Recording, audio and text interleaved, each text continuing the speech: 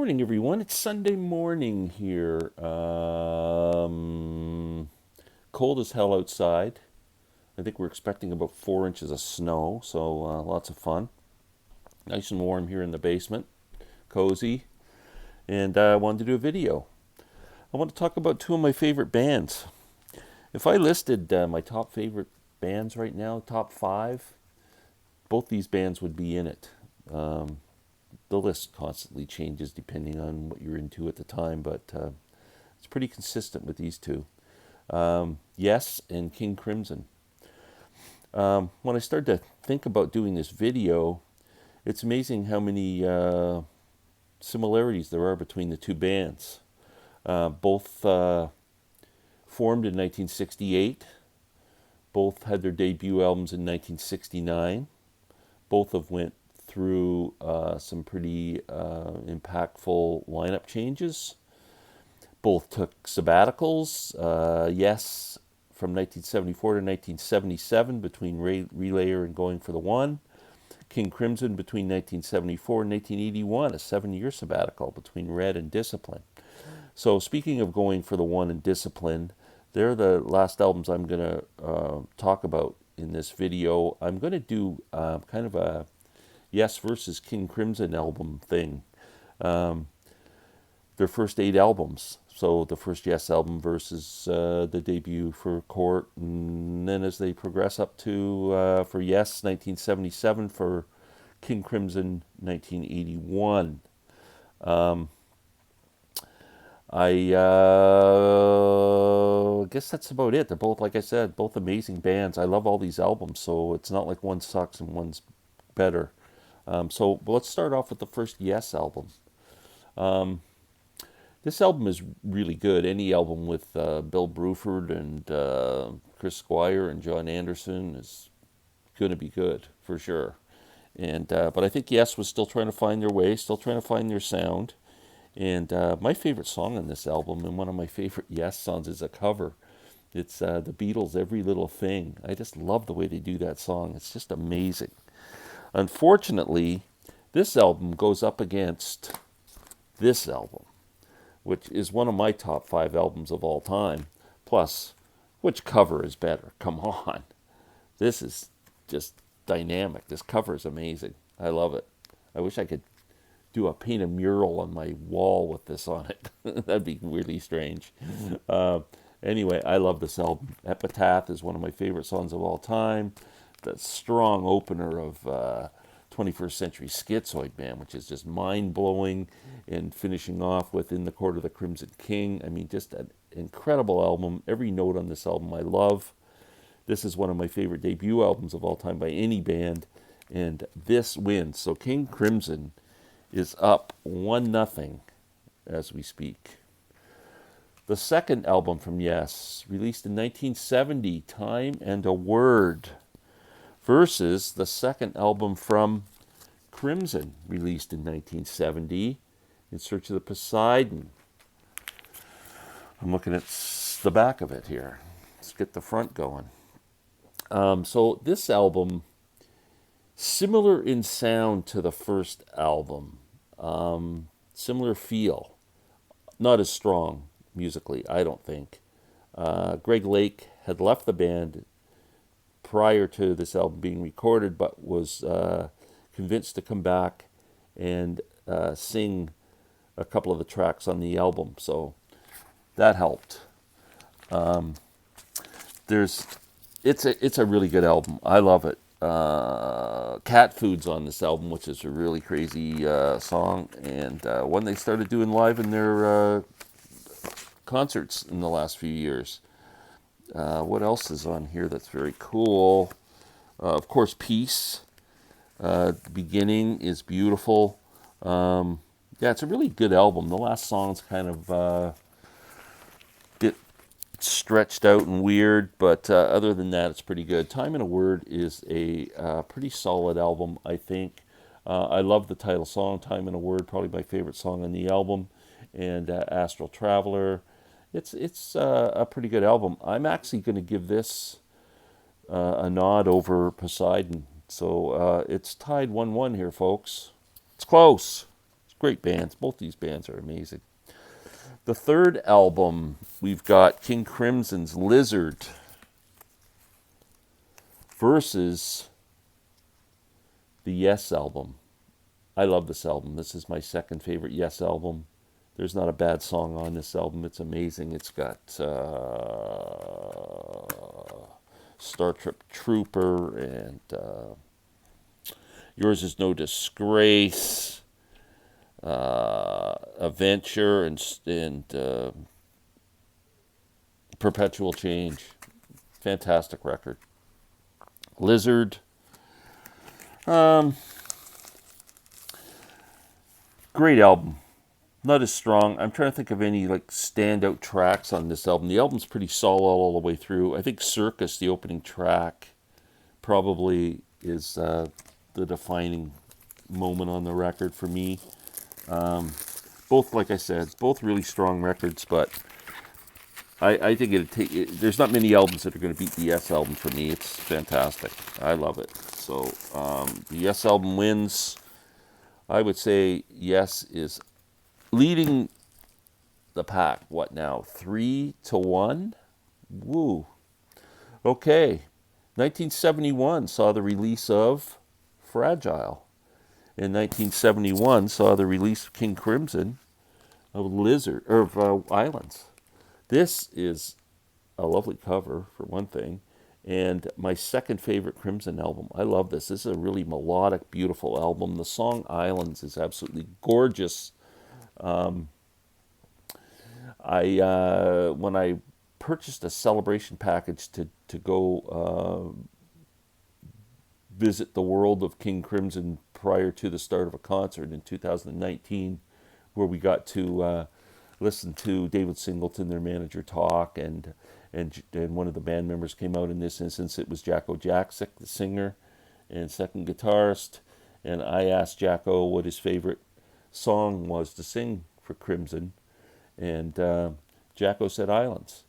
And he told a story about how when they were in Japan, he sang the song Islands right near the site of Hiroshima and Nagasaki, where they dropped the bomb. And he said how moving that was.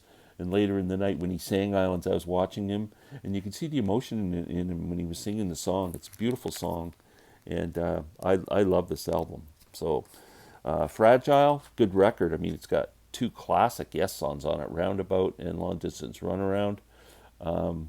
But no way it's beaten Islands. So Islands wins that one. That is what now? I got to keep track of this. We've got one for Crimson, two. It's tied 2-2. Okay, next we have. Is that it? 1, 2, 3, 1, 2, 3. How could it be tied 2-2? Oh, we'll figure this out. Anyway, it is 1972, and Yes releases Close to the Edge. My favorite Yes album. Fantastic record. Crimson releases Lark's Tongue and Aspect. There's no comparison. I love this album. It's great. I was just listening to it yesterday. It's really good. And Close to the Edge is a masterpiece, in my opinion. Lark's Tongue has Easy Money on it, which is fantastic. And by the way, this pressing of this album, Starless, is incredible. Man, it sounds good. I was listening to it yesterday going, boy, my stereo sounds really good with this record. So Lark's Tongue and Aspect, Part 1 and Part 2 are songs that staples in the live Crimson shows. Easy Money's also a staple, and it's a great song. Talking Drum, this Book of Saturdays, Exiles, this is a really strong album. But it just can't beat Close to the Edge. It can't do it, no matter how hard it tries. Okay, next. In 1973, Yes releases Tales of Topographic Oceans, and critics slammed it, saying it was bloated, excessive, too long, whatever. 1974 Crimson release is Starless and Bible Black, which I think is one of the great album titles of all time. I just love that whole thing of Bible Black. It's just a color that you can just imagine, even though I think black's a shade, not a color, but it just screams something out at me there. Some songs on here, The Night Watch, Fracture, which closes the album, is a song that Robert Fripp says is the most difficult song for him to play live. Almost impossible. So, King Crimson, Starless and Bible Black. Tales is my third favorite Yes album. So Yes wins this over Starless and Bible Black.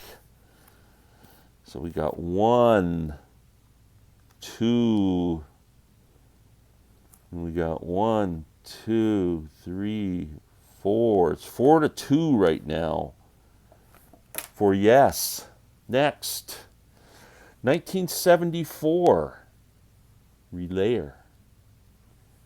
1974, King Crimson, Red. Relayer. Took me a while to get into this one, but I love it. It's a great album. Really good. Hard to read these friggin' CDs. The Gates of Delirium's on here, which is epically good. Fantastic. Really good record.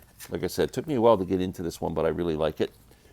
This album is incredible. This is besides their debut album, this might be considered the best King Crimson album. So Red is fantastic. I mean, this has Fallen Angel on it. One More Red Nightmare. The beautiful song Starless is just gorgeous. If you search YouTube for King Crimson Starless, you'll find a performance of them doing it live. It's just beautiful. You've got to check it out. It's gorgeous. Check it out. But Red wins. So it's 4-3 as we stand right now. And here are the last two albums, the 8th release from both bands. 1977, Going for the One. 1981, Discipline, King Crimson. Going for the One's a really good album. I love the title song, Going for the One. I saw Yes about 6 years ago in concert, but it wasn't without John Anderson. It had the faux John Anderson. It was John Davidson, who's actually got a good voice, and he sounds like John Anderson. And Chris Squire and Steve was still with us, and Steve Howe was in the band, so it was a great show. I absolutely loved it, and they did Going for the One in its entirety, and great album. I think this is a really strong record from Yes. Disciplined. This is top 4th, maybe best album. Well, how would I rank Crimson? Be Court, Islands, Red, and then Discipline number 4. I love that cover too. I love that symbol. The lineup of the band at this point: Adrian Belew, Robert Fripp, Tony Levin, the monster bass player, and Bill Bruford, who was on the first Yes album, another tie-in. Love, love, love this record. It wins. So King Crimson comes back from a 4-2 to a 4-4 tie. Now we've got a tie. It's kind of fitting with both bands being so great that it tied 4-4. But I got to break the tie somehow. Should I flip a coin? Do I pick a number from 1 to 10? See how close I can get? And I can't do that by myself. I got it. A hat. I've got a King Crimson hat on. They win. 5-4, King Crimson. That's it. So thank you so much for watching this. I love both these bands so much, Yes and King Crimson. If you're not into them, I would suggest checking out Close to the Edge. Beautiful record. And then I would go Court of the Crimson King for sure for King Crimson, or Islands if you want something a little less crazy. Very melodic album. Discipline's a really good album. They're just, these bands are just amazing and so talented. Anyway, thank you so much for watching. I love you all. Please push the subscribe button. It's a little red button down there below the video. It won't burn your finger, I promise. And we'll talk to you later. Thank you.